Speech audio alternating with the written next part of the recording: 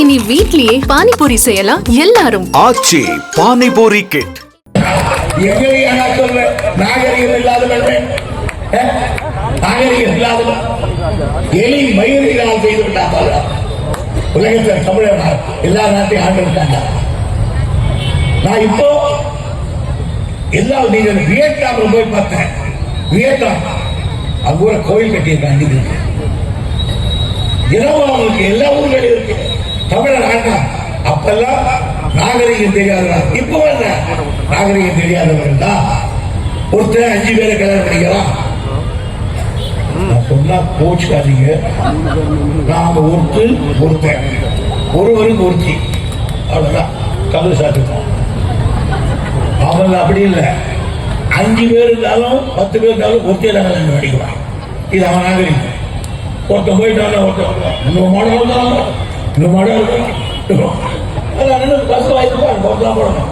கல்யாணம் 5 பேருக்கு ஒருத்தர் கல்யாணம் பண்ணிக்கலாம். இதான் நாட்டு இந்தியாவில் சட்டம். ஒருத்தர் 5 பேர்ல ஒருத்தர் போயிட்டாங்க வச்சுக்கோ. 4 பேர் என்னோட இன்னும் பண்ணிருக்கலாம். இந்த நாட்டை நாகரிகத்துக்கு எங்களை பார்த்து நாகரிகம் இல்லாத சொல்ற நாட்டை எடுத்து விடுவான் தமிழ் ஜாக்கிர. அதான் சொன்னாரு எங்க தளபதி, நாவடக்கம் தேவை. யாரு மகன் இருக்கு? கலைஞருடைய மகன். 5ஆம் நெஞ்சம் இருக்கணும். அண்ணா நல்லா அடிப்பார். அவங்க சொல்லுவாங்க, நீ அவசரம் பண்றேன். No, my steps are measure அப்படின்னா அது அவருடைய பாகம்.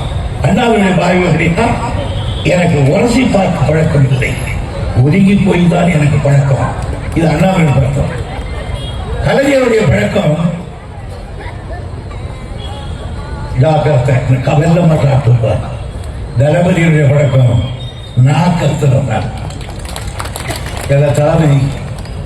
ஆகையினால் இந்த ஆட்சியினுடைய நோக்கத்தை பொறுத்தவரை நாங்கள் நேர்மையா ஆளணும்னு நினைக்கிறோம். ஆனால் எங்களை குழந்தைக்குள்ள கை வச்ச மாதிரி நாட்டுக்கு மாற்றிக்கொள்ளக்கூடாது. இது மோடிக்கு தெரியும். இனி வீட்லயே பானிபூரி செய்யலாம் எல்லாரும். ஆச்சி பானிபூரி கிட்.